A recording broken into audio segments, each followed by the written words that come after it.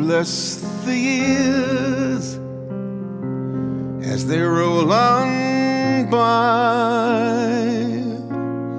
and the days are a sign of what you're thinking. We want eternity, and you give us time, and our own lives seem to pass while we're blinking. Oh God of mysteries beyond our thinking,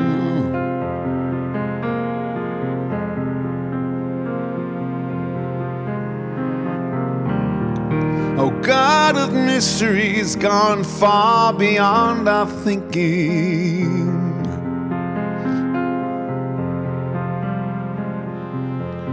We ask for light, you give us night and day to help us truly find our own way.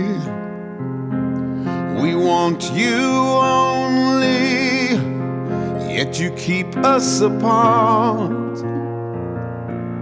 so that we may mend our own broken hearts. Oh God of mystery beyond our thinking, oh God of mysteries far, far beyond our thinking.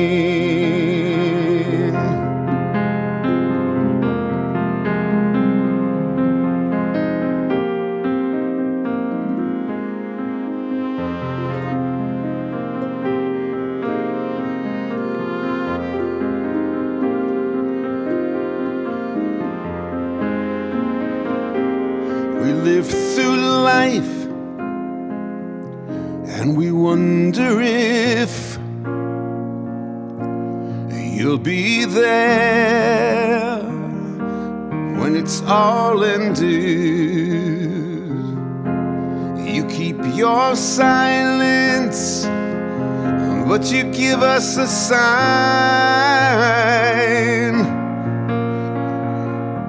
to let us know we are always befriended. Oh God of mysteries beyond our thinking, oh God of mysteries gone, gone beyond our thinking. Happy is the one who comes to you. Happy is the one, happy are the two. And we dwell in your house, and we eat at your table, and we say the prayers as our hearts are able. Oh God of mystery beyond our thinking,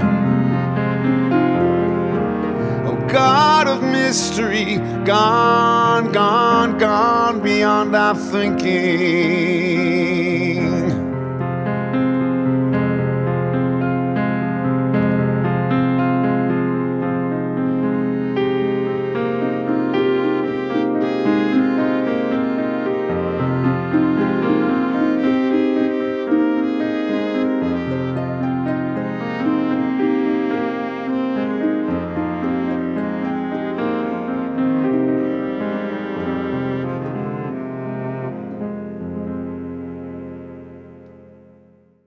Hello, everyone. That was Bless the Years, Jason Schulman's new musical teaching.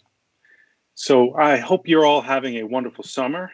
On behalf of the Foundation for Nonduality, we welcome you to our 7th Nondual Roundtable discussion where we, a panel of Jason Schulman senior students and teachers, discuss the interface between ideas about non-duality and our daily lives. We are excited to be here with you. And as you may or may not know, the Foundation for Non-Duality is dedicated to making the principles of non-dual thinking and practice as articulated by Jason Schulman available to the greater public for the purpose of transforming the consciousness of individuals in order to help alleviate suffering in the world. These principles and their practical application focus on the unitive connection between personal and transcendent consciousness as the foundational basis for change and healing. Jason Schulman sees the study of non-duality, especially in its practical applications in everyday living, as a part of the healing of the human soul. The aim is to live our lives as both healing and healthy individuals who are aware of and connected to the entire web of being. This includes the totality of who we are. And living the totality of our being means including all of our human parts in our awareness, from our great courage and longing to connect to our many imperfections that work against these aims. Now, if you don't know Jason Schulman, over the past 40 years of teaching, he's worked to reconcile the deistic or relative paths of liberation with the consciousness of Buddhism and other non-theistic paths to create a truly non-dual path of healing, one that does not exclude any aspect of reality. His work emphasizes the healing of the personal ego and its rightful place in any path that seeks liberation from ignorance and the awakening of compassion. It also seeks to bring the human world with its imperfections into alignment with the realization of transcendent awareness. In this way, we develop a conscious awakening to the sacredness of every sentient being and every time-bound moment. So now, before we dive into the discussion, I'm going to lead us through a short meditation. So why don't you sit back and make yourself comfortable. Your feet should be flat on the floor, if you can do that, and you don't need to be sitting erect. You can be leaning. It's okay, and just close your eyes and take a moment, and I'll lead you through this meditation. It's called Inviting Everything In.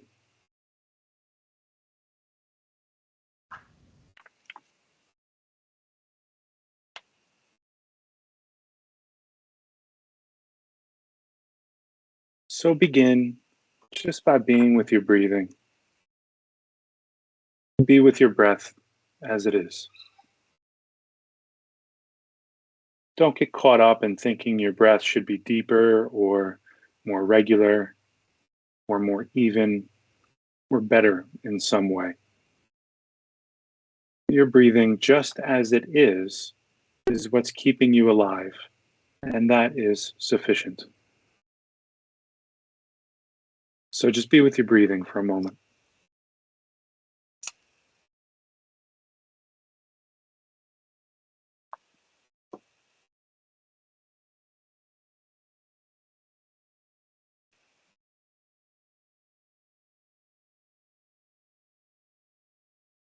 So your intention in this meditation is to invite everything in. Begin with the sounds that are around you right now. Maybe you hear the sounds of other people talking in the background. Maybe a car horn or a siren. Maybe the wind or a bird. Invite all of those sounds in. We want them to be with you. We want them to be here.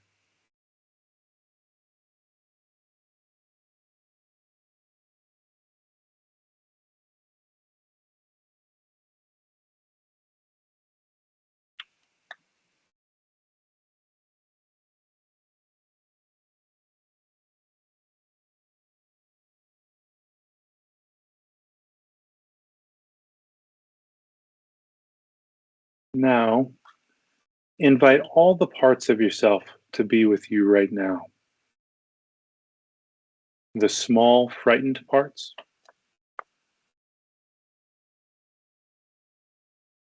the courageous parts,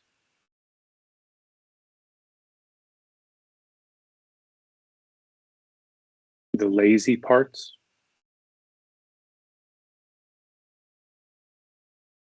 the devoted parts. Actually say to yourself in your mind, you, the one who forgets to be kind to yourself, be here with me. Come in.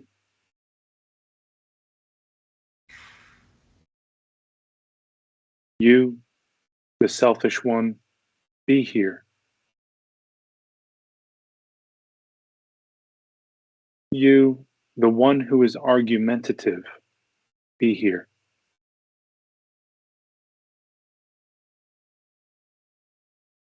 You, the one who remembers God from time to time, be here too.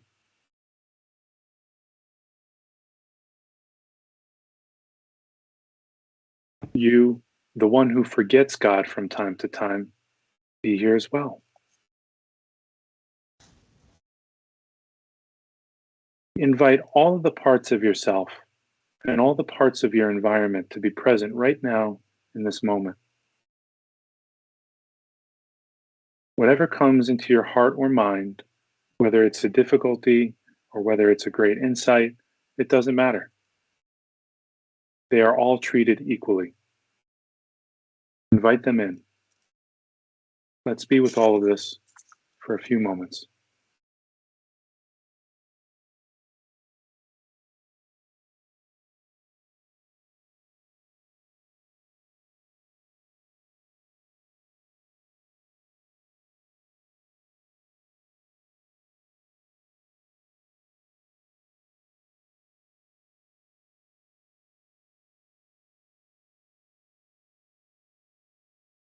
And gently bring yourself back to the space, back to normal waking consciousness.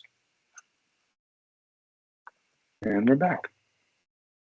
So, today it's an opportunity to have a conversation about our spiritual lives. And what we want to do here today is actually invite conversation. And so there will be time for audience interaction, and we would love for you to participate with questions and comments. Today's conversation is titled Discovering Your Innate Wisdom, the One Who Knows. I'm joined by Andrew Resnick, Beth Almarini, and Henrik Nordmark. My name is Tim Rothschild, and I'll be moderating today's conversation. So let me open it up to the group. I have a question, maybe two. What does discovering your innate wisdom actually look like? And do we all have access to it? Why don't we start there?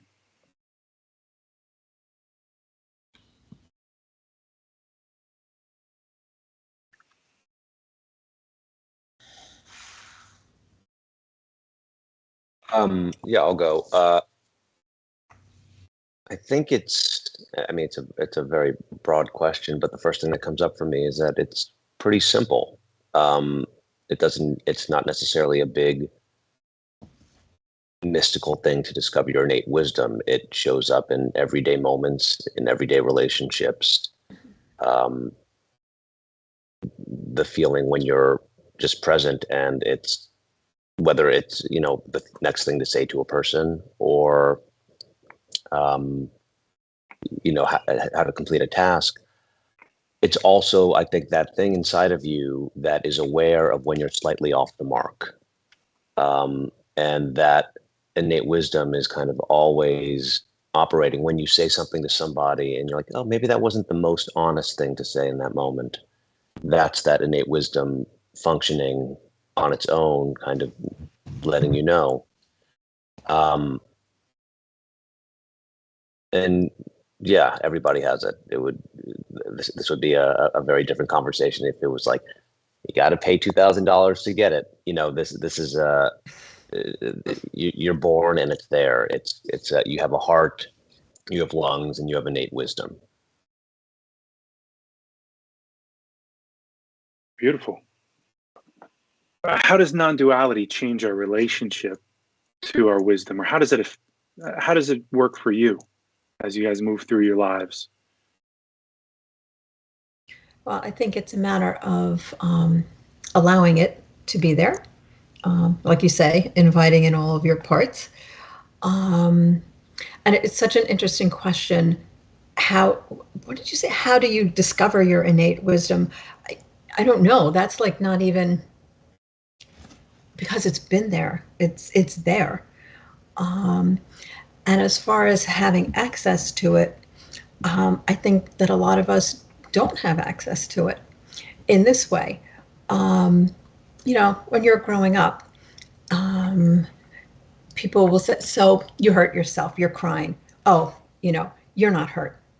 No, what do you mean I'm not hurt? Yes, I am hurt, but you're told, no, you're not hurt. Stop crying. Go, whatever, be quiet somewhere. Or you ask your mother, why is daddy mad? And she says, he's not mad.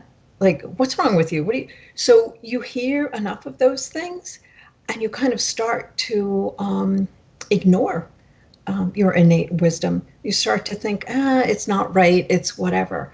And I think it's when we start to heal those sorts of things that then you really have access to it, and it makes a huge difference in your life. And I always say it's a thing of letting yourself know what you know. So, and I tell my kids that all the time. They'd say, well, should I do this? Should I do that? I'm like, you know what you need to do. Just let yourself know it. So what would you say about somebody that followed their intuition, or maybe they think they followed their intuition and they got into a pretty bad situation, and then they say, well, I guess I can't trust my inner wisdom. What do we do in a situation like that? Okay, you're not supposed to make these questions so hard, Tim. No, it's a very good question, because I think oftentimes it's easy to mistake intuition for what could be a trauma response or a protective mechanism, and you're acting out of one thing when you think it's the other. And also, sometimes you act out of your intuition and things don't go the way you think they're going to go because the universe has a different plan. And I think in many ways, this idea of follow your intuition, there's kind of a belief that maybe if I do that, everything's going to work out just perfectly. And recognizing that isn't always the case. Sometimes you follow what you think is your intuition, and maybe it is your intuition, and the chips just fall a little differently. But constantly kind of tuning in. It's like when when anyone begins, let's say, a mindfulness practice, and they're told to, let's say, follow their breath, and then all of a sudden there's that thing in you that realizes you've been thinking about the groceries, right? Like that thing in you that recognizes that's that innate wisdom and awareness that's always, as Beth was saying, it's always there.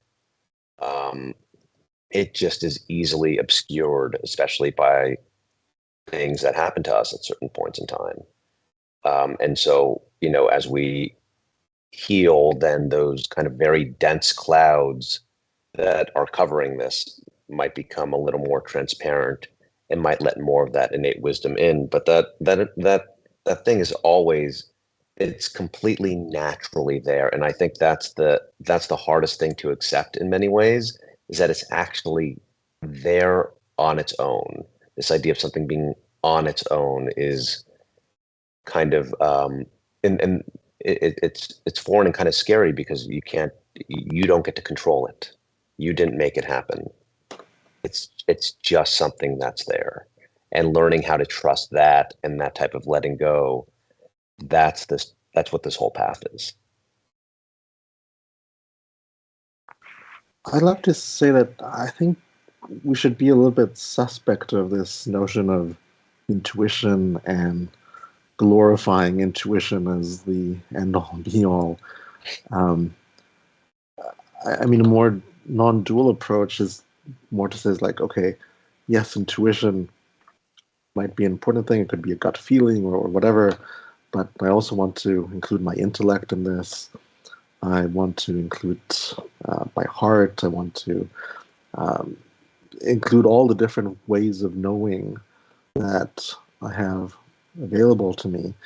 Um, and I think especially in sort of new agey kind of communities, there's a tendency to say, oh yeah, like I had this like mystical revelation and it's guiding me to go have coffee at this cafe in Paris or whatever it is. But and if that comes, that's wonderful.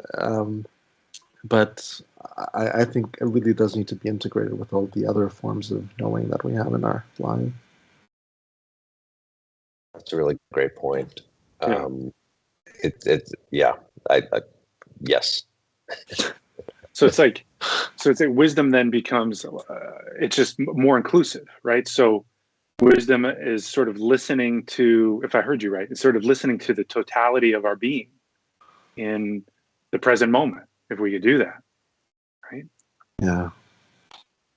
And also this level of discernment of which voice to follow or which combination of voices to follow, that's life.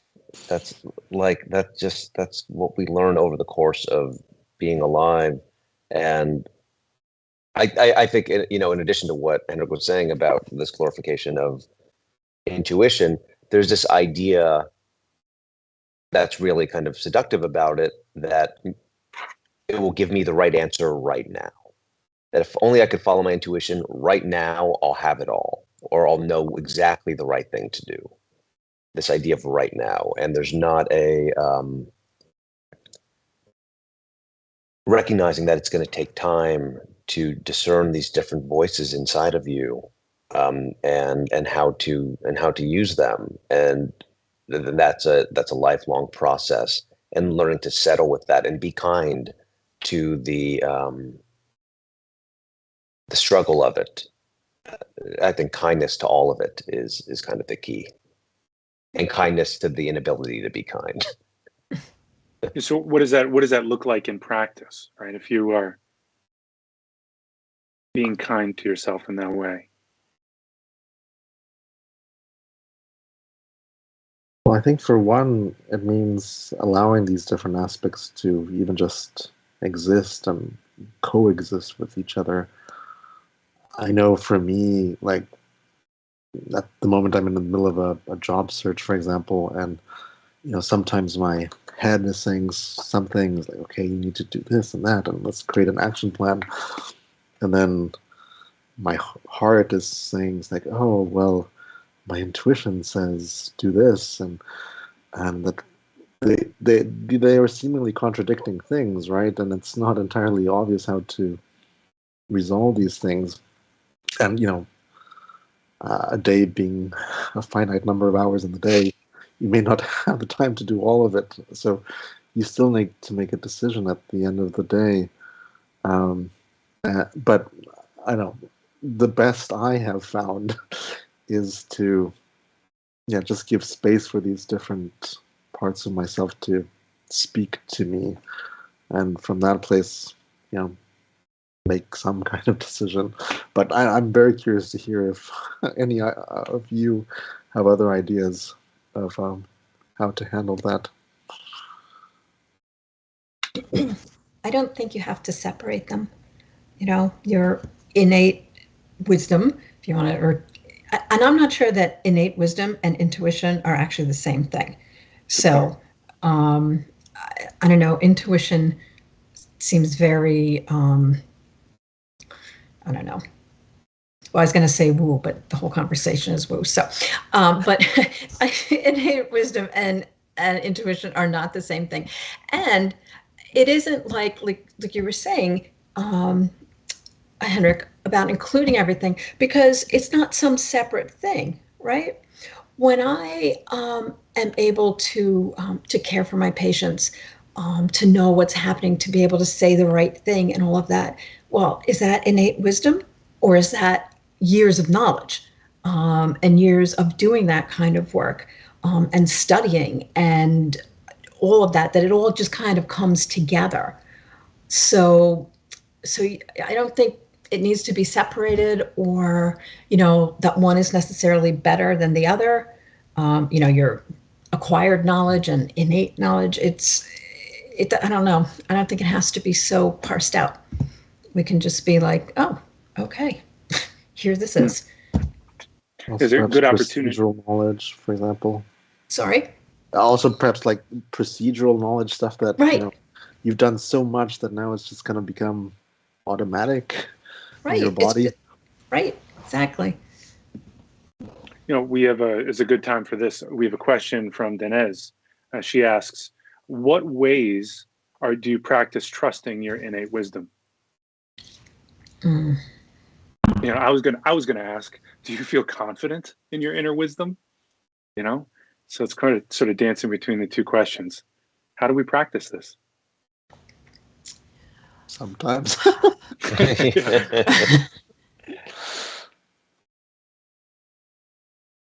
Okay, so I'll tell the story and see if this kind of works. I grew up on the beach. I love to go and walk there and be there. And sometimes I'll walk with other people.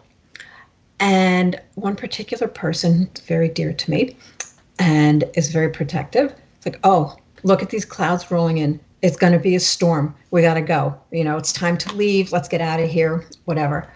And yet, when I'm by myself and see clouds or whatever coming in, do I really have to go? Do I? Is it really, a thing that there's something coming? And yes, something is coming, but is it coming right now? And I think it's, again, all of that experience that I've had there and things that, like, you don't even know that you know. For example, okay, well, the wind's blowing this way, the wind's blowing that way, whatever. It has never steered me wrong. I've never been caught on a beach in the middle of a terrible thunderstorm. So, and maybe even something not, it's a matter of trusting yourself. Do you trust yourself? And I think that's a way to kind of practice believing in your innate wisdom, is learning to trust yourself.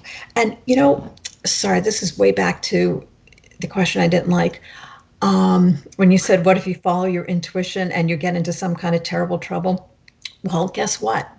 People get into terrible trouble all the time, whether you're following your intuition or, your innate wisdom or not. So, yeah, that's my answer to that. It's not, yeah. Okay, that's it. Next. I also think that we need to make room for that doubting self. So there may be times when I just don't trust my gut. I don't trust my mind. I don't, and especially if there's a conflict between like different voices that I'm hearing, that makes me want to trust things even less. And yet, I think the doubting self is also there for a reason, right? Like, the doubting self has a role to play and is giving me useful information, is even a form of guidance, one could say. And, of course, there might be historical reasons, psychological reasons of, I know, some traumatic thing that I experienced in my childhood that makes me more hesitant to act in certain situations. And so being awake to that can help me discern as to whether there is good reason to listen to this doubting self, or if it's just, kind of my instinctive automatic reaction that maybe I choose to overcome. That's great. Oh, sorry. Go ahead, Beth. Oh, I was just going to say that doubting self, that, like, I hate to keep saying these two words because it's going to lose all meaning, but that doubting part of you is also part of your innate wisdom, right? I mean, it deserves to be listened to. I keep coming back to this. All of those voices have their part to play and their reason to be there and deserve, to be listened to. So. Yeah. I just want to add, I kind of have two responses to that question that kind of go together. One of which is, I think it's the reason why a practice of some sort, and maybe you're, asking about a tangible practice, and there are practices we learn, from Jason specifically, but even just sitting and just being with yourself and letting things be the way they are, that's a good way to practice. It might not show up in the practice itself, but the rewards of it will slowly grow over time, because this thing inside of you that is always there will start to make itself known a little more and a little more, almost imperceptibly. But over time, you'll begin to see more of what your conditioned responses are, and more of what seems a little more, I use the word indestructible almost. What is that thing that's kind of, that's holding all of it, and maybe informing all of it. So I think, having some sort of practice where you're just with yourself in whatever way that is, and it doesn't need to be too complicated. Even for 5-10 minutes a day, or little chunks throughout the day, and it's practiced. I think it's, in regards to this specific question, I think it's practice without a desired aim. So it's not necessarily to make yourself more relaxed or to make yourself calmer in a situation. It's just to be with yourself and to let that kind of part of you that, quote, knows, to just let itself shine through whatever clouds are there in that moment. And maybe you see the sunlight and maybe you don't, but you're giving a chance for, you're giving an opportunity for something to shine through, and kind of developing that consistent practice, I think, can be a very helpful thing. And then that translates into everyday life when you're with a person or in a situation, and you can become more aware of what the conditioned response is, that you might normally have in that situation, and there might just be a hair more space for you to consider a new pathway. And it's that space that I actually think is the innate wisdom itself. The space that allows something new to come through. Mm-hmm. So it's sort of like we need to give a place for everything, give it some space and time, so that these relationships can become just more conscious in different ways. And you can sort of start to see what the voices are made of. Is this, is this a trauma response? Like, is this a reaction? Or is this, is this my intuition, like we were saying before? Or is this something else? What's that? And if you live your life consciously that way, over time, you mature. Those relationships mature, and you get to know yourself a little bit more. For me, journaling has been really helpful to get to know my innate wisdom. Meditation, of course, too, mindfulness practices, just to be able to hold things in a loving awareness, to know that I'm the sky and here's all these clouds. And then it kind of, for me, my experience is there's almost like an organizing principle. It's like I get out of the way and I let these voices and different aspects of myself communicate with one another. And then something else starts to emerge. Something else happens. Yeah, if I can tolerate it, long enough. If you can give the space and tolerate it, something else can start to happen. And that's very much my path, how I work with it. And prayer too. Jason offers the Briatic prayer, which is amazing, but all kinds of prayer can be helpful depending on where you're at. If you're in a personal, more relative state and you want to pray to a separate being or separate God, or if you're in more of a oneness situation and you want to let go of what's happening. Anyway, I don't know if that last part made sense, but that's kind of, it's how you relate to it based on where you are. There's so much actually, Mm-hmm. in order to discover your innate wisdom, there are a ton of different pieces at play and different engines that are moving and voices and historical things. So it's like, it can be a little overwhelming, I guess, to start. Yeah, and actually, and to continue, and even beyond just start. Like as you were saying that, Tim, I was just like, God, what a tricky situation we've all been put into, being humans. It's really tricky. There's so many different voices, so many different feelings. They're all conflicting. Then there are outside forces. It's like, how do we know what to do?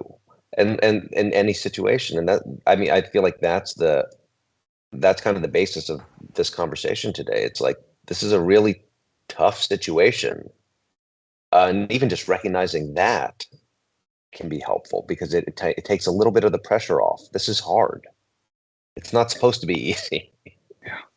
Right. And as you're speaking, my practice kicked in. As you were talking about how difficult this predicament is, I felt a wave of kindness come over me and towards all of you and towards everybody that is in this predicament.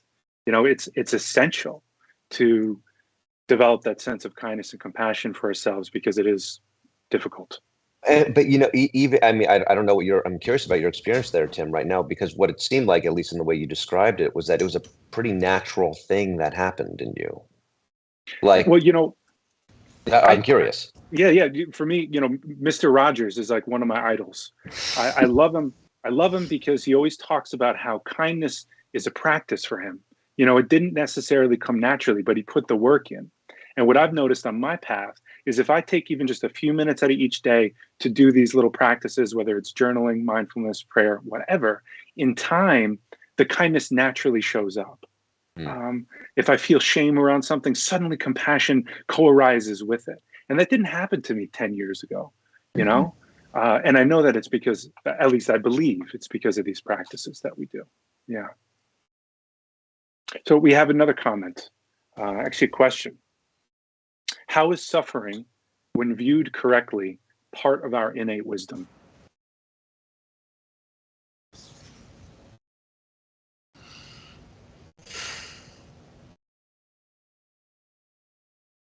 I'll take a stab. Oh, sorry, did you have something, Beth? No, you please be my guest. No, and I'll preface this with I don't know, but I don't know if what I'm saying makes any sense. I'll say the first thing that kind of comes to me is that I'm not sure necessarily that suffering is part of the innate wisdom, but our innate wisdom is able to allow it to exist in a certain type of way, and at the same time knows how to lessen it when it can, and when it can't, it's there in a way where we're not in as much resistance to it. Although, as I say that, I also think like that idea of not being in resistance to it is very, it might be very unrealistic, actually. I think, we develop this idea of that there's this state where we just kind of, there's a lot of talk in some spiritual circles around primary suffering and secondary suffering. Primary suffering being the pain that arises, and secondary suffering being the kind of contraction around that pain because we don't want to feel it and the suffering that causes. And I honestly think the wise thing is you do what you can in any given moment. That there's nowhere else you can be in relationship to the suffering than where you are. As much as it might be nice to imagine that maybe there's some world either devoid of suffering or that you're suffering as best as you can. So you want to be awake to your ideas of what things are supposed to look like, the judgments you have, give it a place, get to know the suffering, and go from there. I think that's very well said, Tim. Yeah. Anybody else have anything to add to the question? Well, I got a lot of questions about that question. Is this person talking about meaning historical suffering? How is that part of your innate wisdom? And I'll pretend that's the question I'll answer. And the only answer to that has to be yes, of course, right? Whatever suffering you've experienced, it's part of you. It's part of your heart, part of your spirit, all of that. So that has to be brought to bear with your innate wisdom. Can you have it without it? I don't even know if that's a fair question, because who gets away in this world without suffering? You know, is it necessary? That I don't know. So maybe I'm answering some completely different question from what was intended, but I'll go with that. Speaking about suffering, I'm kind of wondering about the relationship between what one might call the more kind of personal self, and how it suffers, versus a more impersonal self, self that's sort of more connected to all the wholeness, oneness of the universe, and whether maybe it's easier at times to approach things from one path, a more personal path, versus a more impersonal one. Kind of curious about your guys' experience with that. It makes me think of compassion in action. And how is suffering a part of wisdom? It's like the wisdom is revealed by meeting it with kindness and compassion. And something else happens then. I don't think we can give an answer to this particularly. That's what it makes me think of, at least. Mm-hmm. We have more questions. So this is from Laura Dana. She said, I'm a bit confused, but is the not knowing also part of the inner wisdom?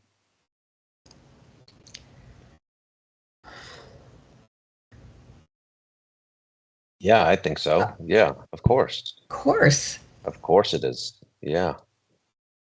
Yeah. Right. We got to give a place for the mystery, right? This, God, reality, life, there's something about it that if we can be right where we are, it helps us change what we need to change and still be with what's here in certain ways. And so we got to give a space for that. Otherwise, it's all personal relative and we're sort of willfully going through our lives, creating problems. At times, at least.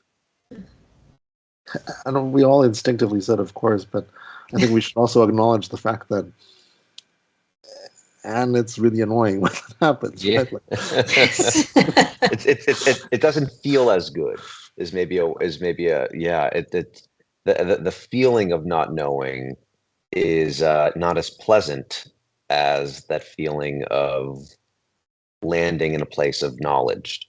They're actually body feelings that are, when you're confused, different things are happening inside of you, and that's a lot.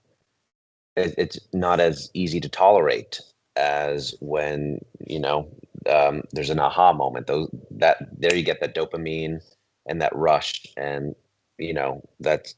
But the not. But so it of course. I think what you're saying, like, it's a really great question to ask, because, and it's not at all obvious, because something about it actually just doesn't feel as good, but it's just as much a valid part of life and reality. Yeah. So it's like knowing and not knowing, in some ways are equal. And if the wisdom is, if you can meet the not knowing, it becomes a raft and it takes you to someplace else.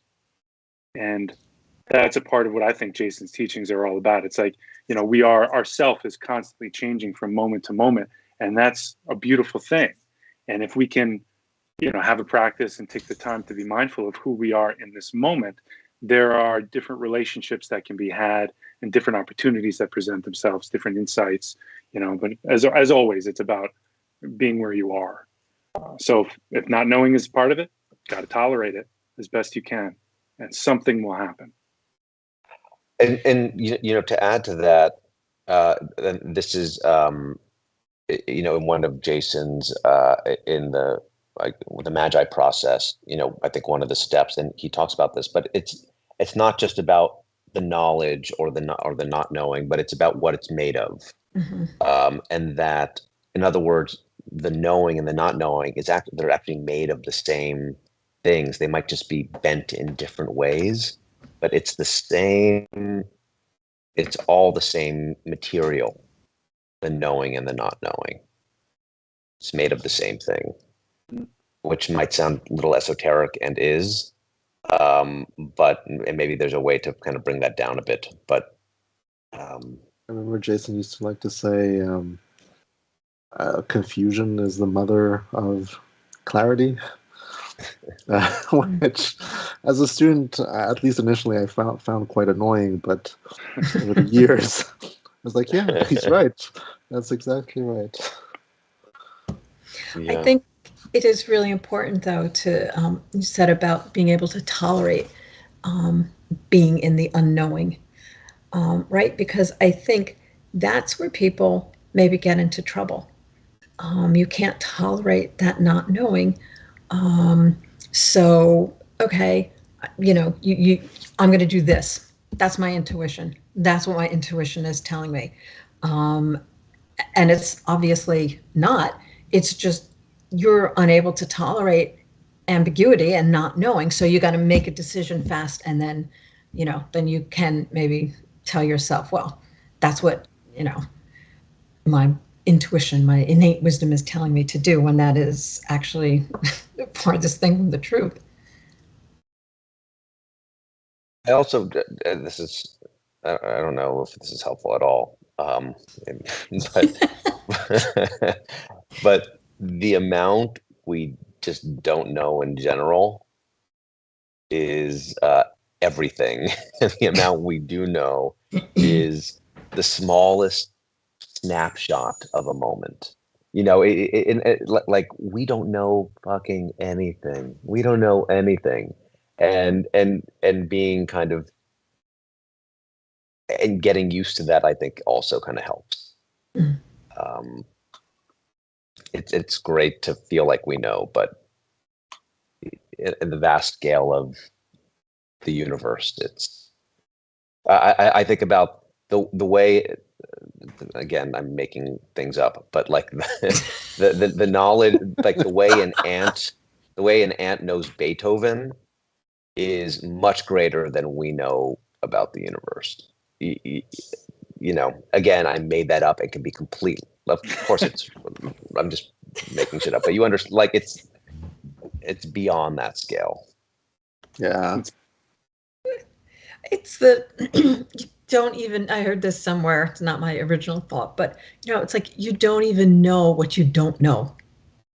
Exactly. That's exactly it. And the more you know, the more you realize how little you actually do know. Exactly. So we've got a bunch of different comments. So let me get to them, because we really want people to engage with us, right? So let's do that. Okay. So here's one input. Intuition is a part of innate wisdom, along with all the other pieces that get brought into it. So one saying is, luck is opportunity met with preparation. And I think this is somewhat similar. Your innate wisdom is something you have more control over than people sometimes think. Control over. Interesting. Mm-hmm. I don't really think of having control over my innate wisdom. Yeah. To me, it feels more like something that comes to me or doesn't. Oh no. Okay, maybe that's not entirely true. I mean, I guess there are ways in which I effort to, like, maybe think things through from maybe a rational perspective, intellectual perspective, or I might do something like the Magi process to sort of soften my relationship to a particular situation at hand, or do some kind of activity to be more open-hearted. which might open other avenues of knowing. So I guess I do have some level of control, or maybe not control, but certainly at least influence on my ways of knowing, and hence innate wisdom. Yeah. That is actually, I'm not even going to respond to that because it kind of really brings me up short. That it's a beautiful comment that we have more control over our innate wisdom than we think. That is something that I am really going to sit with, because that's just really a fascinating concept. So thank you, whoever sent that in. You know, one thought I'm having is the control, non-dual control, right? It has to include being out of control, right? Otherwise, it's not real. So it brings us back to sort of, I'm thinking about listening and having a relationship with what's here. And then again, it becomes a raft. And that's the control we have to sort of be in relationship to our lives in that way. What do you think? Does that make sense? Yeah. So let's take another question here. So, okay. How is suffer? Nope, we did that one. Wisdom per se, this is a comment. Wisdom per se, as we put our personal identity alongside our connected identity, where we are not blinded by ego centricity. It's not about being smart or intuitive. It comes naturally to us as we connect with the larger self without losing our connection to the personal self. Yeah, I think that's another way of saying, it's a lot of, another way of kind of talking about the territory we've been in, which is, there is that personal self with its rationality and its trauma and its everything. And we can't exclude that. And there needs to be a space for that. And then there's this other thing, this other part of us, and maybe that's what we should talk about a bit. I don't know, that larger self that helps beyond inform it. It helps to. That's the space that's holding everything. And when those two kind of come together, then something can really happen. Okay, so first of all, why aren't these people joining, like here? Because these are such great comments. I mean, not that yours aren't, but you know what I'm saying. And that comment actually reminded me about the Jungian idea of the collective unconscious. Not that I know a lot about that, but that's what this reminds me of, that when we are more not in our personal selves, more connected, then yes, of course there's going to be more information available to you. Wow, these are like... Yeah, let me actually go on, because I just noticed they said one more piece. They went on and said, what I'm trying to say, connecting this to non-duality, is that wisdom, unlike being smart or something like that, is not personal only. It's not a personal only thing. It arises naturally as we see how the personal self touches the great transcendent self, the two arising together. As we live in that more and more, our innate wisdom comes forth. Right. Okay. Yeah. But and the transcendent, and I think to that end, which is what they're saying, is that the transcendent self includes that personal self. It's not two separate things necessarily. They're codependent. Yeah.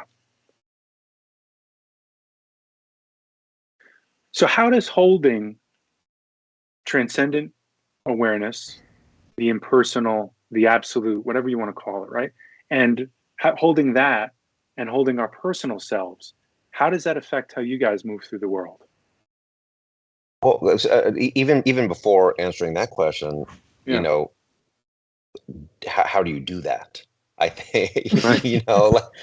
like that, Right. that like like great, but how I know that holding even the personal self is a tricky thing to do with all of the various things that come up. And then how do you connect to that bigger space? Um, and not even necessarily that there's like exact ways to do both, but I don't know, that would be my initial question. Um, how there might be practices, there might be reminders. Um, sometimes I know that like when I give space to something in me personally, a little bit of a bigger space opens up that doesn't necessarily feel like mine, but just feels like space in general. But I think that would be my first question, is like, how do you do that? Or at least that's what I would be wondering if I was listening. Yeah, I think people would want to hear that. Beth or Henrik, do you have a comment about it? I guess it depends where I'm at the moment. There are times where I'm feeling very small and alone and disconnected from the world. And I know I might, in my case, I like a bit of bhakti yoga, so I like, chanting mantras, and that maybe opens me up to a greater sense of connectedness and wholeness. And maybe from that, there's a bit more wisdom that can come through. But sometimes might be in such a dark place that even that doesn't feel like it's doing much. And I know, I guess maybe prayer can sometimes help. And then obviously there are times when I am feeling more connected with the world, and I can just feel like in sync with everything, and I'm seeing synchronicities left and right, and it's just a wonderful experience.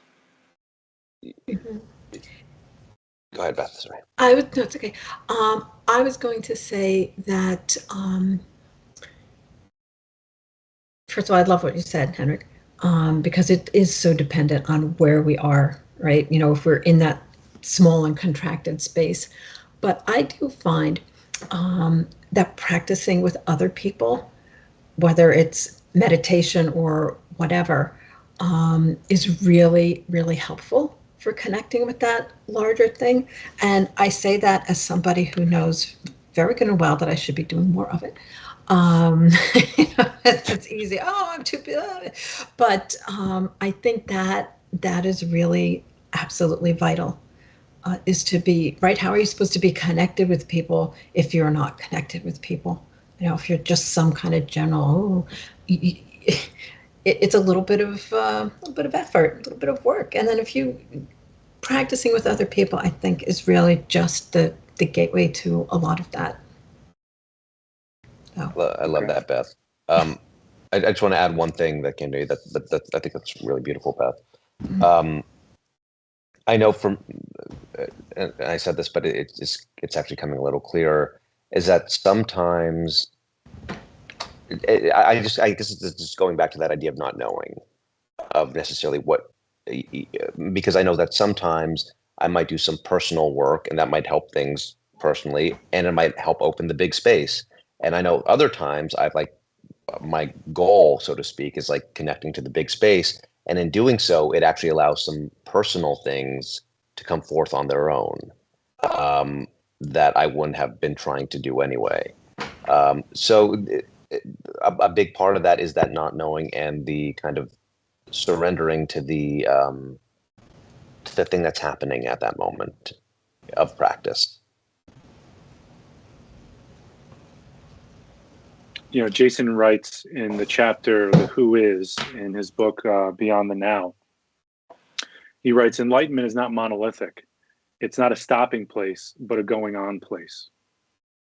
So enlightenment is not eternal or outside of time. So often we idealize enlightenment, or we have an idea of what it looks like. And part of what we're talking about here is like, it's constantly changing, and the personal needs the absolute in relationship. And if we can give the space for ourselves in the way that we talked about in the last hour, that's enlightenment. And it's like, whoa, it can be so plain. It doesn't need to be this big, amazing thing, but it is amazing. Both things are true. And Andrew, I don't know why, but that concept of connecting with the big space. Yeah. That just, I thought that. I don't know. That is just such a great statement.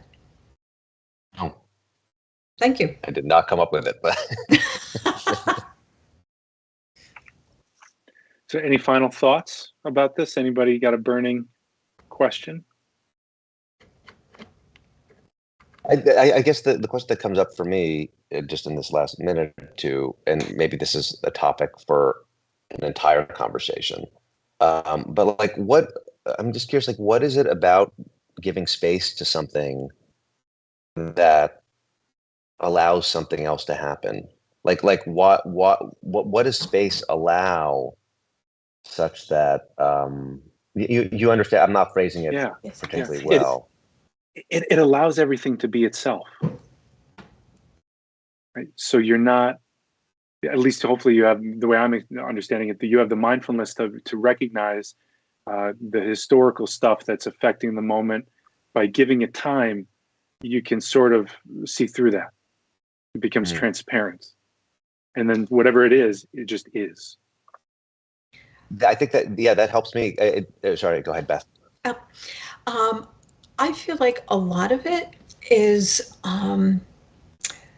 giving the space. It gives you freedom, right? And it gives you, you're not spending your energy trying to, keep stuff away, right? Okay, like I yelled at that guy yesterday, I'm not going to let that, be part of it. But when you can let those sorts of things have a place, it's just so much more spacious, and there's a lot more freedom just being able to kind of relax into it. Yeah, what it seems like it feels to me that like you stop fueling. You use this word, Yes. putting energy in. You Yes. stop fueling something, so then the thing can just exist the way it is, as opposed to you either pushing it away or pulling it in, which is giving energy to something that might not be deserving of your energy in a given moment. Right. Great. Now we need a new topic for next one. Yes. Yes. Any final thoughts, Henrik? I think everything that needs to be said has been said. So Cool. good. Cool. So listen, everybody, the next roundtable that we're going to do is going to be on August 11th. We're going to do this on the second Friday of every month. And again, the Foundation for Nonduality relies, survives, and thrives on your donations. So we greatly appreciate any amount that you are able to give. And so I think this is goodbye for today. I think it was a great conversation. I enjoyed it very much. And Me we'll too. see you all next time. Yeah. Bye-bye. Bye. Bye.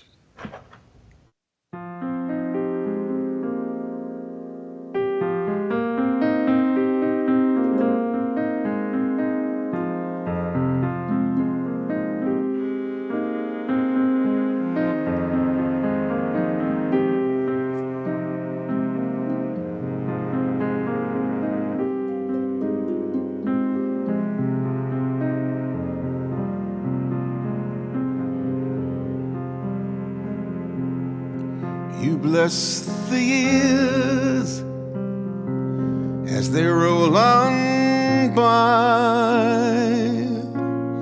and the days are a sign of what you're thinking. We want eternity, and you give us time, and our own lives seem to pass while we're blinking. Oh, God of mysteries beyond our thinking,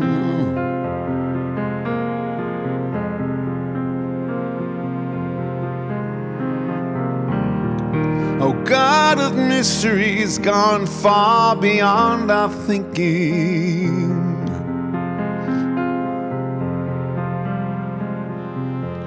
We ask for light,